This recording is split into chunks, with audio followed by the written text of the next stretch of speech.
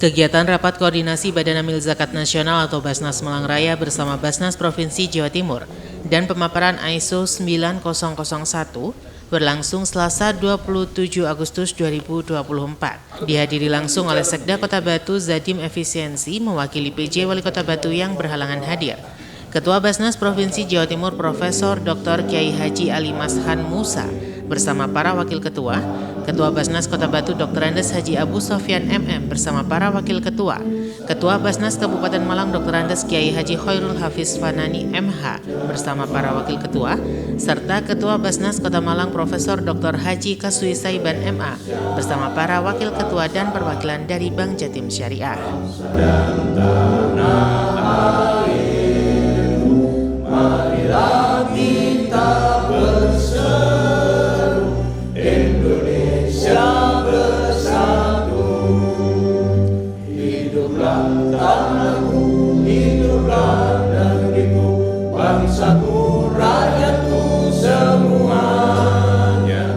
Bangunlah jiwanya, bangunlah badannya untuk Indonesia Raya.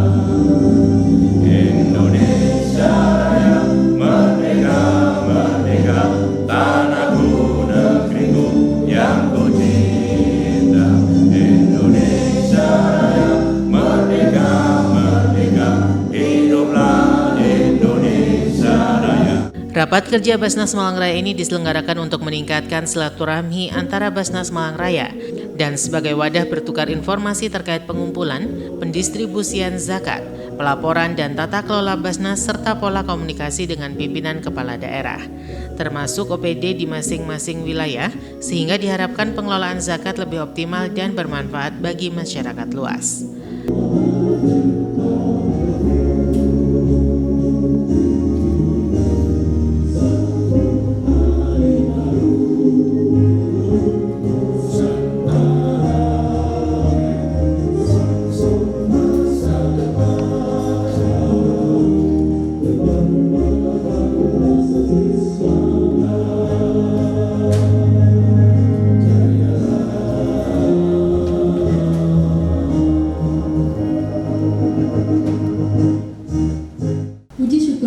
Allah Subhanahu wa Ta'ala atas rahmat dan hidayahnya, sehingga pada siang yang berbahagia ini kita dapat bertemu dan bersilaturahmi dalam acara Rapat Koordinasi Basnas Malang Raya di Oasis Zamzam Hotel Kota Batu.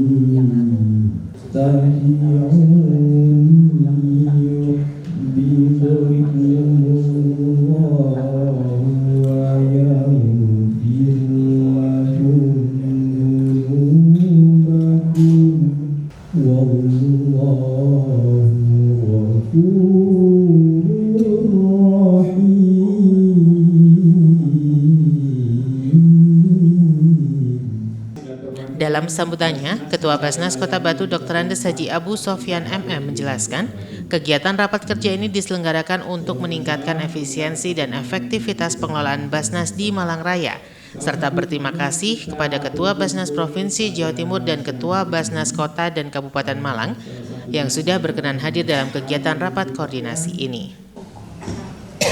Salah satu tujuan dari Undang-Undang 23 tahun 2011 yang mengatakan bahwa salah satu tujuan dari Basnas itu untuk meningkatkan efektivitas dan efisiensi.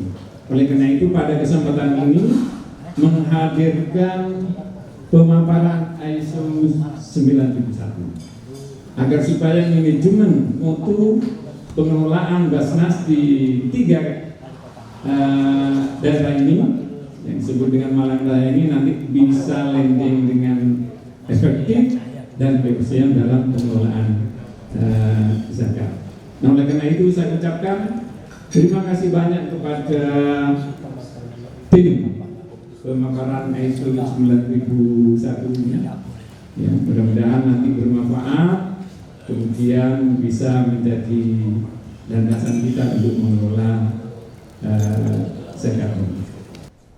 Sementara itu, dalam sambutan PJ Wali Kota Batu yang dibacakan oleh Sekda Kota Batu Zadim Efisiensi, mengucapkan selamat datang kepada Ketua Basnas Provinsi Jawa Timur dan jajarannya, serta berterima kasih atas dipilihnya Kota Batu menjadi tempat kegiatan rapat koordinasi Basnas Malang Raya. Zakat sangat strategis untuk mensejahterakan masyarakat dan Kota Batu yang memiliki penduduk 217.000 jiwa dengan kemiskinan mencapai 3% dan terendah di Jawa Timur. Pemerintah Kota Batu sangat bersinergi dengan Basnas Kota Batu dengan berbagai program pengentasan kemiskinan serta pemerintah Kota Batu terus meningkatkan literasi zakat di masyarakat. Perlu diketahui bersama bahwa Kota Batu ini yang memiliki penduduk sekitar 217.000 jiwa, kemiskinannya tingkat kemiskinan 3%, jadi terendah di Jawa Timur. Jadi kami sangat sinergis sekali dengan Basnas Kota Batu. Jadi ada program-program yang khususnya untuk pengentasan kemiskinan. Ini kita upayakan, kita selesaikan dengan maksimal dengan APBD Kota Batu. Baru kalau yang tidak bisa kita selesaikan melalui APBD atau yang sifatnya mendesak, kita baru koordinasi dengan Basnas. Selain itu, penting bagi kita untuk terus meningkatkan literasi zakat di kalangan masyarakat. Pemahaman yang baik tentang kewajiban zakat dan manfaatnya akan mendorong partisipasi yang lebih besar dari umat Islam dalam menunaikan zakat. Jadi yang menghormati kolaborasi antar Basnas dan pemerintah daerah, sinergi ini sangat diperlukan agar program-program zakat dapat berjalan dengan efektif dan sesuai dengan kebijakan pemerintah dalam upaya pengentasan kemiskinan dan pemberdayaan zakat. Pemerintah daerah siap mendukung berbagai inisiatif Basnas untuk mencapai tujuan tersebut. Di sisi lain, kami mengajak Basnas untuk terus menjaga integritas dan kepercayaan publik, sedangkan adalah amanah dari umat. Dan amanah ini harus dikelola dengan sebaik-baiknya. Dan itu patut yang akan membawa dampak positif bagi kemajuan umat dan kesejahteraan masyarakat. Acara dilanjutkan dengan sambutan Ketua Basnas Provinsi Jawa Timur, Profesor Dr. Kiai Haji Ali Masan Musa. Dalam sambutannya, Ketua Basnas Provinsi Jawa Timur menjelaskan bahwa berdasarkan Undang-Undang Nomor 23 Tahun 2012, Basnas sebagai satu-satunya badan di bawah Presiden yang tidak mendapatkan APBN, tetapi mempunyai kewajiban mengentaskan kemiskinan. Lebih lanjut, Ketua Basnas Provinsi Jawa Timur mengajak Basnas Malang Raya untuk lebih bersinergi dan berkolaborasi sehingga membawa manfaat yang besar bagi pengelolaan zakat di Malang Raya bisa lebih optimal. Satu-satunya badan di bawah Presiden yang tidak dapat APBN hanya Basnas saja. Jadi kita sama simbolnya juga karena lembaga pemerintahan non struktural. Jadi kita di pemerintah. Ya, cuma lucunya kita tidak dapat APBN, tapi undang-undang mengamanatkan punya kewajiban yang sangat-sangat mulia adalah tidak hanya kemiskinan, tapi adalah disparitas. Hari ini Pak Prof. Kaswi, Pak Kiai Hafid, Pak Abu Sofyan, APBN yang kemarin ditetapkan 2.500 itu hampir semua untuk kepentingan kelas menengah bawah dikurangi, sehingga analisisnya hampir yakin kalau lapisan menengah kemarin akhir Desember nanti hanya 58,18%, tahun depan kalau ditambah PPNI menjadi 12%, hampir yakin tahun depan itu kelas menengah turun menjadi Maret tadi tambah 141 juta, tambah 58.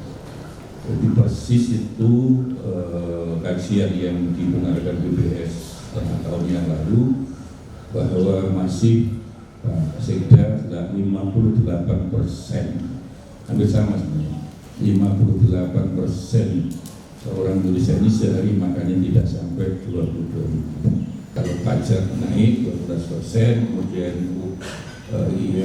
kaitan didominasi konsumsi gitu ya. Jadi tadi kami sudah makan di warung-warung itu kira-kira satu piring 30.000, tahun depan bisa menjadi 35.000 karena BPN. Artinya apa? Di depan kita pahala meningkat. Oleh karena itu tadi saya itu mendukung Pak Sekda. Jadi kita ini operasionalnya tergantung walase.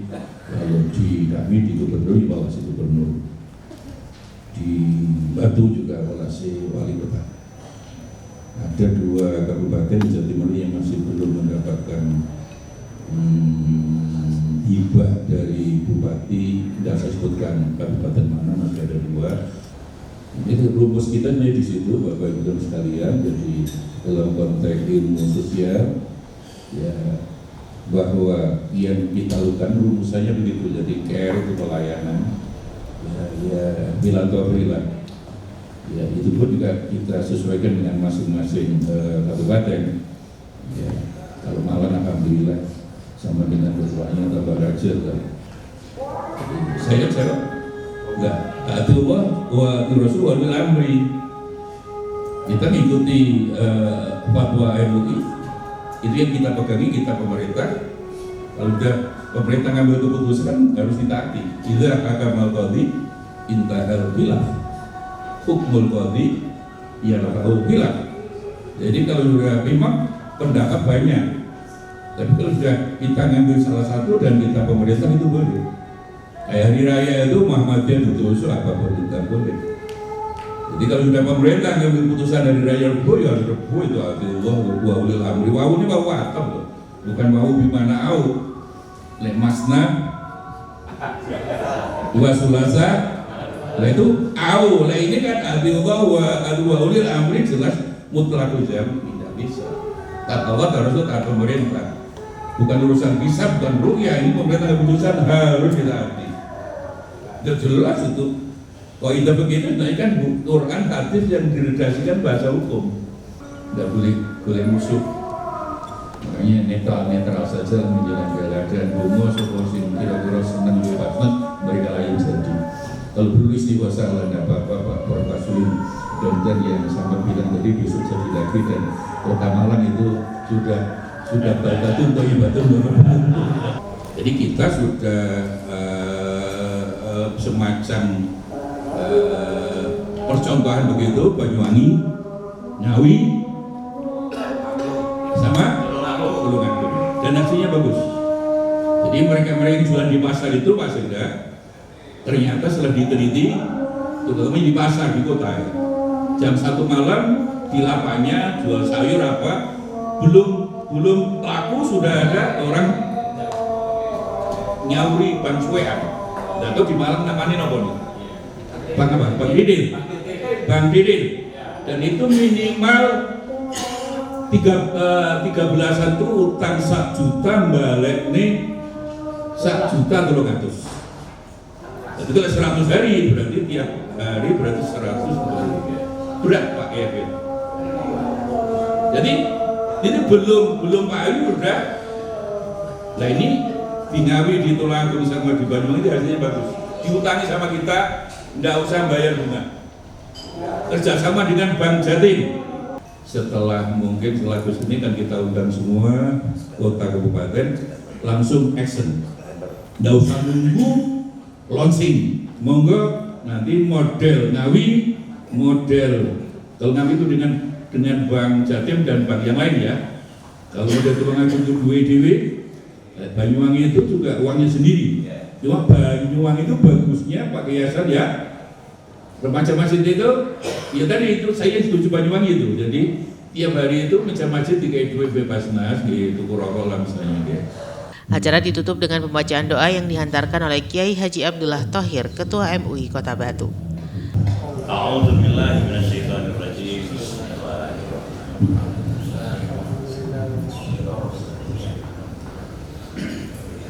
A'udzubillahi minasyaitonirrajim. Bismillahirrahmanirrahim. Amin. Alhamdulillahirabbil alamin. Hamdan wa syukuran wa Amin. Rabbana lakal hamdu kama yanbaghi li jalali wajhika di rasa visi. Amin, amin, amin, amin, amin. Antaflah lana bil khair wa amithna bil mabusin innaka waliyyu Amin, amin. bi khairi Amin. ya arhamar rahimin. Amin. Ya alladhi fiha ma'ashuna waslih lana akhiratana allati taj'alna min syarrin bi rahmatika ya arhamar rahimin. Ya inna ala dinina bid dunya wa ala dunya bit taqwa wa ala taqwa bil amal wa ala al-amal bit tawfiq wa ala jami'i dhalika bi lutfika al-mufdi la rida ya arhamar rahimin. Rabbana atina fid dunya hasanah wa fil akhirati hasanah wa qina adzabannar wa adkhilna jannata ma'al abrar ya aziz ya ghafar ya rabbal alamin. Wassallallahu ala khairi khalqi sayyidina Muhammad. Alhamdulillahirabbil alamin. Al-Fatihah. Pada kesempatan tersebut juga disampaikan pemaparan terkait ISO 9001 oleh narasumber dari salah satu lembaga sertifikasi di Indonesia. Khusus kami sampaikan terima kasih kepada Pak Wasis, Pak Aman, dan tim yang sore hari ini akan menyampaikan eksekutif briefing. Siap? Kalian siap? Baik. Basnas Malang Raya. Terima kasih. Terima kasih. Baik, aplaus untuk kita semuanya.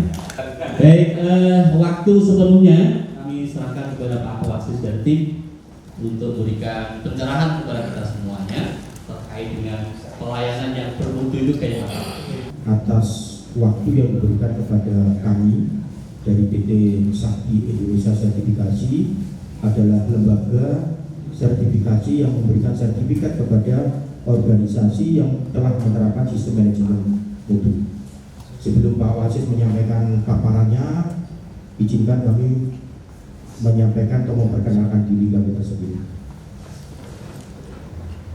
PT Sakti ini memiliki kantor Surabaya dan di gedung perkantoran Sier, rumput dengan Tepak. Kalau Bapak pernah berkunjung di lokasi Sier, kantornya ada di lantai 4. Lembaga kami memberikan sertifikat kepada organisasi yang telah menerapkan sistem manajemen mutunya. Lembaga kami ini diakreditasi oleh Komite Akreditasi Nasional. Jadi kalau di tempat Bapak Ibu semuanya menerapkan ISO dan sudah diaudit oleh kita, dinyatakan lolos, maka nanti akan diberikan sertifikat. Yang mana sertifikat ini ada logonya Sakti, ada logonya KAN, dan ada logonya IAF, International Accreditation Forum. Jadi ada 3 logo nanti yang itu bisa digunakan, ditempelkan kepada surat-surat atau dokumen-dokumen internal kita. Terus apa sih itu definisi dari mutu dan sebagainya. Secara detail nanti akan sebenarnya Pak Wasis. Sekali lagi saya ucapkan terima kasih atas kesempatan diberikan kepada kami PT Sakti Indonesia Sertifikasi untuk memberikan sedikit gambaran tentang sistem manajemen mutu itu. Jadi apapun yang kita lihat, apapun yang menjadi atribut kita sampai hari ini, bahkan air minum, apapun yang ada di lingkungan kita ini semuanya berbicara tentang isu standarisasi. Jadi kalau nggak pakai standarisasi sepertinya banyak hal yang kita tidak bisa capai. Beli baju saja ditanya ukuran. Jadi kalau kita buat baju yang bagus, ukuran itu tidak dikenal oleh para calon pelanggannya, maka baju itu tidak akan bisa dibeli. Sepatu ditanya ukuran, dan ukurannya harus sama dengan ukuran yang terpakai di seluruh dunia. Jadi konversi ukurannya harus sama. Kita mengenal istilah ukuran juga karena standar. Jadi ISO itu dikenalnya sejak zaman puluhan tahun yang lalu. Kita akan lihat di sini bahwa dikenal oleh semua kalangan. Saya ingin mengenalkan semua hal yang berkaitan dengan apa itu mutu, ISO tentang corruption, ISO tentang kepanikan, ISO tentang apa ini sebuah aturan yang dipublikasikan oleh organisasi internasional. Konsensus dan setuju secara internasional oleh anggota lembaga internasional. Proses standarisasi atau perumusan penerbitan yang dibuat oleh para technical committee. Jadi kalau saya boleh cerita, ISO itu dibuat pada saat Perang Dunia Kedua itu usai. Perang Dunia Kedua itu usai dengan dengan peristiwa dibomnya Hiroshima dan Nagasaki. Hiroshima dan Nagasaki dihancurkan, kemudian di situ muncul peristiwa yang luar biasa. Pada saat itu masih masuk di era revolusi industri, yang pada saat itu dibuat itu mereka berupaya untuk menjualnya dan berupaya untuk mendapatkan produk yang konsisten itu didapatkan. Pada saat Hiroshima dan Nagasaki itu dibom, maka muncullah kecaman kepada negara-negara yang terlibat di dalam proses itu, yaitu Sekutu atau Amerika. Maka Sekutu atau Amerika ini dikecam oleh negara di seluruh dunia untuk mereka harus memperbaiki negara yang namanya Jepang. Ini para pemilik bisnis itu mengadopsi aturan-aturan yang dipakai oleh profesor-profesor itu yang diterapkan di Jepang untuk diambil diterapkan di pabrik ini. Ternyata nggak bisa, terlalu berat, dan Jepang itu adalah negara yang nggak bisa disamakan dengan pabrik. Akhirnya berpikirlah sekian banyak orang ini, kalau begitu kita bikin standar saja gitu ya, kita adopsi itu aturannya, kemudian kita bikin aturan. Maka diresmikan tanggal 23 Februari 1947 ada organisasi namanya IOS, International Organization for Standardization. Sejak saat itu organisasi ini mengeluarkan aturan yang namanya ISOS, waktu itu pakai bahasa Yunani ISOS. ISOS itu ekor atau sama, S-nya dicoret jadi ISO. Nah, pada saat 9001 berarti ke 9 Technical Committee.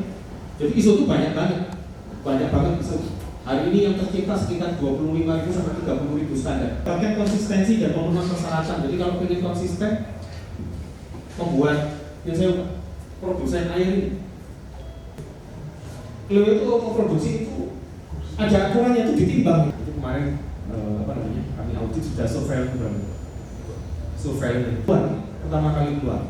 Iki orang banyak putih didol. Mekanisme di sistem manajemen itu nantinya kita akan, kalau bahasa kerennya itu, mengorganisasi pengetahuan. Sebetulnya pada saat kita mengelola organisasi, pengetahuan di setiap kegiatan itu yang diperlukan apa saja? Pengelolaan bisnis atau proses bisnis di Basnas itu terdiri dari proses apa saja. Di setiap kegiatan yang dilakukan itu sebetulnya diperlukan pengetahuan apa saja. Nah, pengetahuan itu dikelola. Sekarang yang memiliki pengetahuan itu siapa? Oh, si Pak A. Si Pak A itu harus membagi pengetahuan itu supaya ketika nanti dia umroh itu tidak bergantung kepada dia, nggak ditelepon-telepon lagi pada saat awal atau pada saat ditelepon kamu. Gimana caranya? Menuliskan apa yang dia tahu, menceritakan ke temannya apa yang dia tahu, tapi dengan ketentuan nggak semua orang dibagikan. Sehingga apa? Sehingga organisasi nanti tata kelolanya tidak lagi bergantung kepada personil. Ada beberapa hal itu yang nanti bisa diwakilkan oleh teknologi. Sekarang itu Bapak Ibu, untuk tata kelola pendokumentasian, tata kelola pengadaan barang dan jasa itu kan semuanya sudah bisa dimasukkan ke sistem. Jadi orang tinggal enter atau mau. Dan itu luar biasa tata kelolanya sekarang. Do, check, action. Rencana, tindakan, pengecekan, dan peningkatan. 2 saja atau 3 saja ya, yang belakang diabaikan. Perencanaan harus dibuat dalam semua bentuk bisnis, karena perencanaan menjadi dasar untuk sebuah pelaksanaan atau plan do ya. Jadi hukumnya tidak boleh melakukan sebuah pekerjaan jika tidak ada perencanaan, dan apapun yang direncanakan harus dilaksanakan. Masalah itu tidak sesuai dengan yang direncanakan, tidak apa-apa, itu lazim di dalam sebuah pekerjaan. Error itu ada, tapi nanti ada yang ketiga apa? Cek.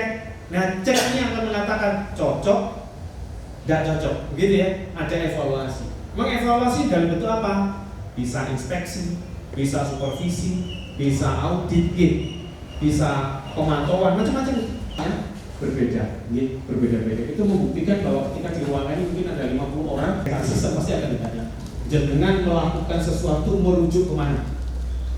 Saya merujuk ke ini. Bukti bahwa rujukan itu dipatuhi, harus punya apa? Arahan. Dan dia punya pengendalian. Nah, di tempat kita ini yang dikatakan istilah pelanggan itu pelanggan yang mana nih? Hari ini kegiatan Basnas Malang Raya, alhamdulillah dihadiri lengkap oleh seluruh pimpinan Basnas Malang Raya, juga hadir Basnas Provinsi dengan formasi lengkap juga. dan dihadiri oleh Bapak Sekda juga. Nah, apa yang akan dibahas pada hari ini? Yang hari ini adalah yang akan dibahas yaitu tentang manajemen mutu, dan kita menghadirkan tim dari Surabaya yaitu yang akan memberikan paparan tentang ISO 9001 dalam rangka meningkatkan kapasitas Basnas. Kendala-kendala yang dihadapi Basnas Kota Batu sedikit, ada kendalanya Pak seperti apa selama ini? Selama ini tentang pengumpulan yang masih terkendala, masih sekitar 50% yang masih bisa masuk dari ASN. Jadi 50%-nya masih tidak sesuai dengan instruksi Wali Kota nomor 4 tahun 2018. Seandainya misalnya semua mengikuti ketentuan instruksi itu, insya Allah maka perolehan Basnas itu akan lebih bisa dirasakan oleh masyarakat miskin yang ada di Kota Batu. Untuk dukungan dari pemerintah Kota Batu seperti apa dukungannya? Ya, alhamdulillah kalau dukungan dari pemerintah Kota Batu sudah cukup bagus, sangat bagus, dan kolaborasinya juga dengan Basnas karena bimbingan dari pemerintah Kota Batu ya selalu kita jalankan. Iwan Hikmawan melaporkan.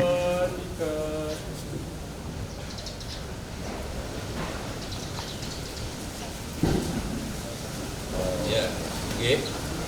Saya koordinir nanti ke Basnas Provinsi Jawa Timur. Ya, acara hari ini Pak.